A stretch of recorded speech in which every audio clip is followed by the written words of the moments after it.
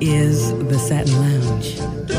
Breathe it in. Tonight's guest inside Pillow Talk is a New Jersey native and a film archivist, and he's the author of the preeminent biography on the late legendary actress and sex symbol of the 50s and even early 1960s, Jayne Mansfield. His book is called Diamonds to Dust, The Life and Death of Jayne Mansfield.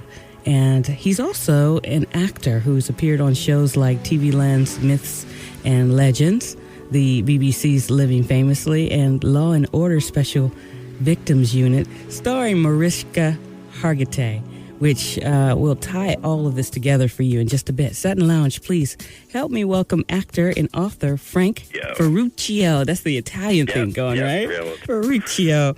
Welcome, Frank. Thank you so much for joining us in the Satin Lounge.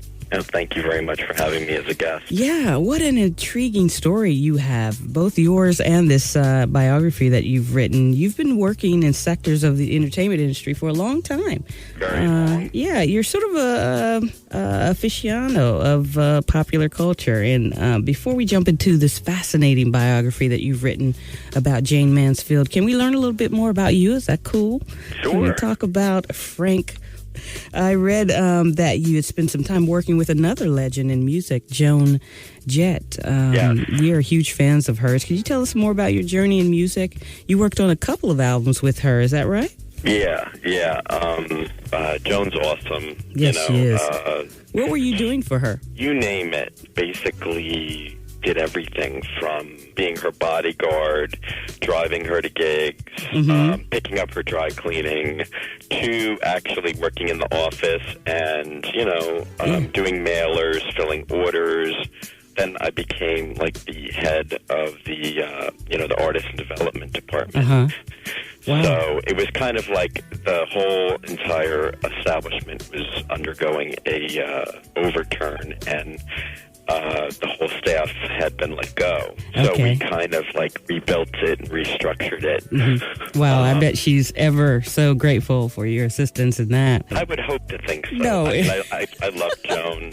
The albums Naked and Sinner were the two albums that Frank worked closely with Joan Jett on. So go and add those to your collection, Satin Lounge, if you haven't already. Frank, in 2009, you founded Frank Ferruccio. Did I get it right? Yes. Ferruccio Enterprises, which works significantly in the motion picture industry with film archiving and film preservation. When did you get your interest in preserving the legacy of the classic cinema? When did that begin? What drew you to the classics like this? Mainly through my parents. My parents had me when they were like almost in their 50s. Wow, really? It was like my sister is 17 years older than me. Okay. So it's like they kind of were like really laxed about, raising another child. That was like the oops baby, The oops. And they didn't really do kid things. So I watched their movies, which were classics. Yes, makes sense. Instead of going to see Bed Knobs and Broomsticks and things that were popular Disney stuff, I went to the movies to go see The Way We Were with Barbra Streisand and Mame with Lucille Ball. Wow, what a rich history that is. I'm assuming the classics, we're thinking Lucille Ball, as you mentioned, and obviously Jayne Mansfield from that era. Were you first introduced to her and her work? It was actually Marilyn first. My mom was a big Marilyn Monroe fan, so we watched all of her movies. She became a very, a favorite of mine. I'd always come across Jayne Mansfield's name and be very curious because she was always, compared to... Right. And then later really presented as a rival. So I became very curious to who could rival Marilyn Monroe. Exactly. And when I first saw a picture of her, it's like my heart stopped. I was like taken back by her beauty. Wow. gorgeous woman. And she had a very, very fascinating, very interesting life. That was what motivated you for writing her biography? Is that... Absolutely. Back in the 80s, when I really was like at the height of my collecting, Marilyn was all over the place, as she is today.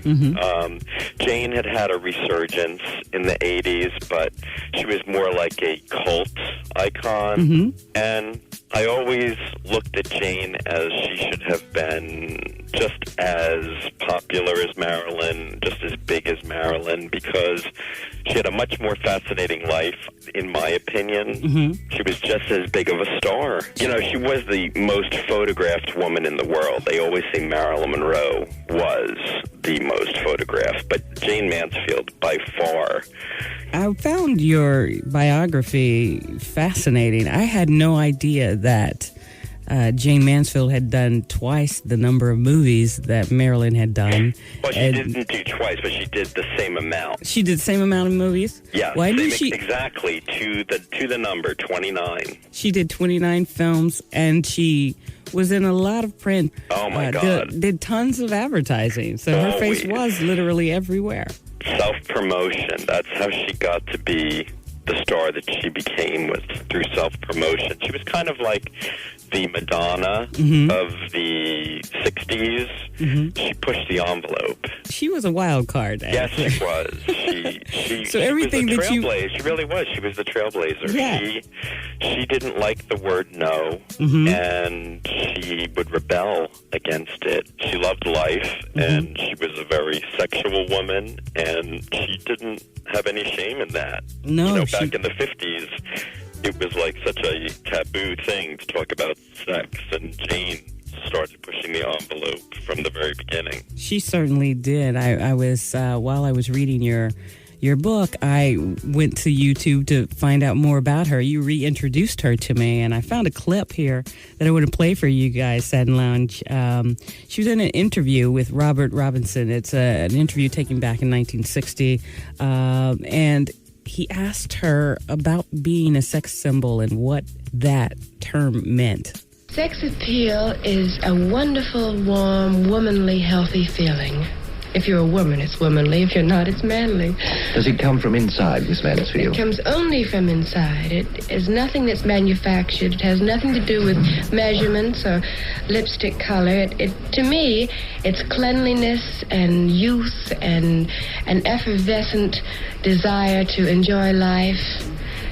That's what sex appeal is to me. Fascinating. I like that definition, Frank, of a sex symbol. And you wrote in your book a shocking little thing that she had done with, what's the actress name? Sophia Loren. Sophia Loren. Yeah, it's an infamous, it's probably the most known picture of Jayne Mansfield ever still. Right. It was a welcome to Hollywood party for Sophia Loren, who had been signed by Jayne and Marilyn's studio, 20th Century Fox. Jayne wasn't even invited to the party. But she crashed it. She crashed the party. And she did it because they were touting her publicity as Sophia Loren having the most beautiful bosom in the world. Really? And Jayne said, well, that can't be. Jayne literally crashed the party. You know, she even went to the wardrobe department at 20th Century Fox, got a dress that was made for her for publicity. She had about 5 inches of the bust line removed. Like, it was like right at the nipple, right at the nipple length. Right. So, I mean, like when she walked, it's like she'd give everybody a peekaboo, you know? Exactly. But she did it on purpose, and she went and introduced herself. And Sophia Loren at that time couldn't talk English very well. And she went over and introduced herself and knew exactly what she was going to do. And leaning into the greeting, hello, how are you? and she literally was full out. Sophia Loren, there's a great picture of Sophia Loren staring right into her bust line because it's like right there in her face, you know? Right. So that was one of her most scandalous. It was on every newspaper, every magazine. But, you know, it was like, again, it was taboo because it was the 50s. And, you know, it was featured in Playboy.